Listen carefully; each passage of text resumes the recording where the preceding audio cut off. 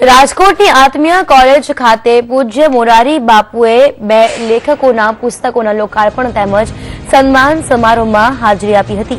નોટબંધી પર બોલ્યા મોરારી બાપુ અને સંબોધન કર્યું હતું।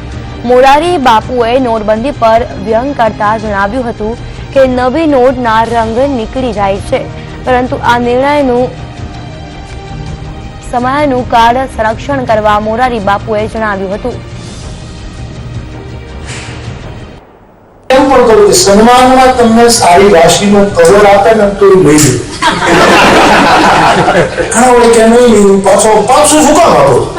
તમે જગતને મહાલક્ષ્મી આપી છે, આ તો તમને જે નોટોના રંગ વયા જાય છે એવી નોટો આપે છે।